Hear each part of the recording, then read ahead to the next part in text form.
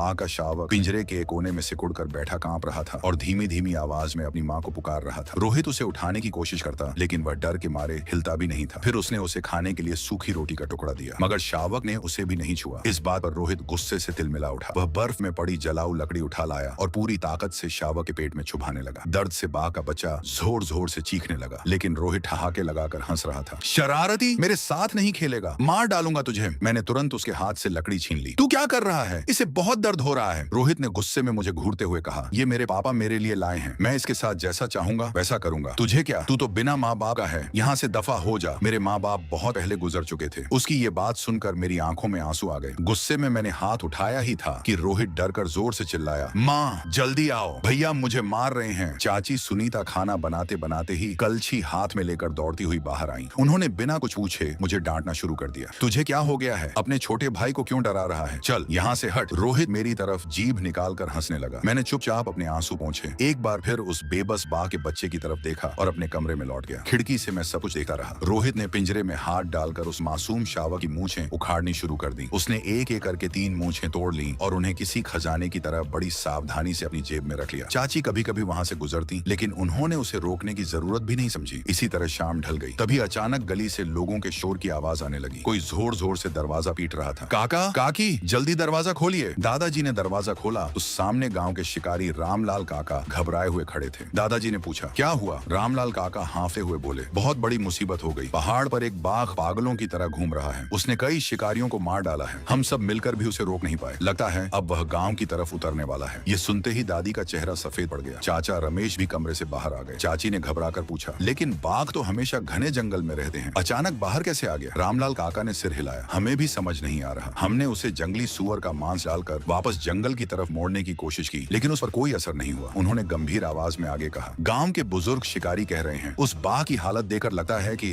किसी ने इसका बच्चा चुरा लिया है। अब यह उसकी गंध सूंघकर बदला लेने निकला है। यह सुनते ही चाचा रमेश का चेहरा पीला पड़ गया। फिर भी उन्होंने अनजान बनते हुए कहा, ऐसा कैसे हो सकता है? बाघ इतना खतरनाक होता है, उसका बच्चा चुराने की हिम्मत कौन करेगा? रामलाल काका बोले, कल आधी रात कुछ शिकारियों ने एक आदमी को चोरी छिपे पहाड़ की तरफ जाते देखा था। शायद वही बाघ का बच्चा चुरा कर लाया है। वैसे भी बाघ के शावक की खाल और शरीर के कई हिस्से बहुत महंगे बिकते हैं। इसी लालच में किसी ने यह पाप किया होगा। उन्होंने गहरी सांस ली। जिसने भी ये किया है उसने सिर्फ अपनी नहीं, पूरे गांव की जान खतरे में डाल दी है। जिन शिकारियों की लाशें हमने देखी, उनकी हालत इतनी भयानक थी कि बताई भी नहीं जा सकी। इतना कहकर वे चुप हो गए। दादी और चाची एक दूसरे का चेहरा देखने लगी। चाचा रमेश एक कोने में खड़े थे। उनका चेहरा सफेद पड़ चुका था और वे एक शब्द भी नहीं बोल पाए। रामलाल काका ने सबकी घबराई हुई शक्ल देखकर पूछा, कहीं तुम लोगों ने उस आदमी को तो नहीं देखा जिसने बाघ का बच्चा चुराया? मैं सच बताने ही वाला था कि तभी चाची ने मुझे घूर कर देखा। मैं तुरंत चुप हो गया। चाची बोली, नहीं, हमें कुछ नहीं पता। रामलाल काका ने चेतावनी दी, आज रात सब लोग दरवाजे मजबूती से बंद रखना, पटाखे, गंधक और आग की व्यवस्था कर लेना। अगर बाघ गांव में आ गया तो कम से कम बचाव का मौका रहेगा। मैं गांव के मुखिया को खबर देने जा रहा हूँ। इतना कहकर वे जल्दी जल्दी वहाँ से चले गए। उनके जाते ही दादी घबराकर चाचा रमेश से बोली, बेटा तुमसे बहुत बड़ी गलती हो गई। अभी अंधेरा पूरी तरह नहीं हुआ है, जल्दी से बाघ के बच्चे को वापस छोड़ाओ, कहीं उसकी माँ गाँव तक न आ जाए। लेकिन चाचा ने जिद से कहा, माँ आप बेकार डर रही हैं, गाँव में इतने लोग हैं, बाघ यहाँ आने की हिम्मत नहीं करेगा, और अगर आ भी गया तो मैं अकेला ही उसे मार गिराऊंगा, उल्टा गांव में मेरा नाम हो जाएगा। दादी गुस्से और डर से कांप उठी। अभी भी तुम्हें अपनी बहादुरी दिखानी है, तुम्हें अपनी जान की चिंता नहीं, लेकिन इस घर में बूढ़े और बच्चे भी रहते हैं। पहाड़ पर इतने अनुभवी शिकारी मारे जा चुके हैं, तुम उनसे ज्यादा ताकतवर नहीं हो। मेरी बात मानो और अभी उसी वक्त बाघ का बच्चा वापस छोड़ाओ। लेकिन चाचा अपनी जिद पर अड़े रहे। उन्होंने किसी तरह दादी को समझाकर कमरे में भेज दिया। कुछ देर बाद दादाजी जो आराम कर रहे थे, बाहर का शोर सुनकर उठ बैठे। उन्होंने पूछा, बाहर क्या हुआ है? दादी ने पूरी बात विस्तार से बता दी। सुनते ही दादाजी गुस्से से उठ बैठे। आज तो मैं उस नालायक को जान से मार दूंगा। मैंने तुरंत उन्हें रोक लिया। दादाजी, अब उन्हें मारने से क्या होगा? अगर अब वे अकेले बाघ का बच्चा लौटाने गए और रास्ते में बाघिन मिल गई तो उनकी भी जान चली जाएगी। दादाजी कुछ देर चुप रहे, फिर उन्होंने लंबी सांस लेकर कहा, ठीक है, मैं खुद जाकर उस बच्चे को उसकी माँ के पास छोड़कर आता हूँ। दादी चौंक गई। आप पागल हो गए हैं क्या? अपनी जान जोखिम में क्यों डाल रहे हैं? दादाजी बोले, गलती हमारे ही घर से हुई है। अगर मैं इसे नहीं सुधारूंगा तो शायद पूरा गांव इसकी कीमत चुकाएगा। फिर उन्होंने दादी से कहा, 2 जिंदा मुर्गियां और कुछ किलो सुअर का मांस तैयार कर दो। इन्हें रास्ते में डाल दूंगा ताकि अगर बाघिन सामने आ गई तो उसका ध्यान बढ़ जाए। दादी की आंखें भर आईं, लेकिन उन्होंने कुछ नहीं कहा। दादाजी ने मेरी तरफ देखा। अर्जुन, जाकर देख बाघ का बच्चा अभी जिंदा है या नहीं। मैं तुरंत आंगन की तरफ भागा। चाची पटाखों पर गंधक लगा रही थी और रोहित पिंजरे को लाते मार रहा था। बेचारा बाघ का बच्चा डर के मारे एक कोने में सिकुड़ा हुआ कांप रहा था। मैंने बिना कुछ सोचे पिंजरा खोला और उसे गोद में उठा लिया। रोहित तुरंत जोर जोर से रोने लगा। मैं शावा को लेकर कमरे में पहुंचा। दादाजी ये अभी जिंदा है। दादाजी उसे लेने ही वाले थे कि तभी चाची गुस्से से कमरे में घुस आई। उन्होंने चिल्लाकर कहा, अरे बदमाश, किसने कहा था रोहित का बाग छीनने को? मैं कुछ बोल पाता उससे पहले दादाजी गरज उठे। बस एक शब्द भी नहीं। उनकी तेज आवाज सुनकर चाची सहम गई। दादाजी बोले, अब ये बच्चा अपनी माँ के पास वापस जाएगा। तुम लोगों ने जो पाप किया है उसका हिसाब बाद में होगा। उस समय चाचा रमेश वहाँ नहीं थे, इसलिए चाची चुपचाप बाहर चली गई। दादाजी ने सारी तैयारी पूरी की। मैं उनके साथ चलने के लिए तैयार हो गया। उधर रोहित पीछे पीछे रोता रहा। हम दरवाजे तक पहुंचे ही थे कि अचानक चाचा रमेश दौड़ते हुए आए और दादाजी का हाथ पकड़ लिया। वे घबरा कर बोले, पिताजी आप इसे वापस नहीं ले जा सकते। अगर गांव वालों ने देख लिया कि बाघ का बच्चा हमारे घर में था तो सबको पता चल जाएगा कि इसे मैं चुरा कर लाया था। फिर मैं गांव में मुंह दिखाने लायक नहीं रहूंगा। हम दरवाजे बंद कर देंगे, पटाखे रख देंगे, बाघ अंदर नहीं आ पाएगा। दादाजी का सब्र टूट गया। उन्होंने चाचा को जोरदार थप्पड़ मारा और गरजते हुए बोले, पहाड़ पर लोग मर रहे हैं और तुझे अभी भी सिर्फ अपनी बदनामी की पड़ी है। हमारे खानदान में तेरे जैसा स्वार्थी इंसान कभी पैदा नहीं हुआ। मैं लौट कर आया तो सबसे पहले तुझे गांव के मुखिया के सामने ले जाकर तेरी सजा तय करवाऊंगा। ये सुनते ही चाचा रमेश दादाजी के पैरों में गिर पड़े। रोते हुए बोले, पिताजी मुझसे बहुत बड़ी गलती हो गई। बस इस एक बार मुझे माफ कर दीजिए। आखिर मैं आपका बेटा हूँ।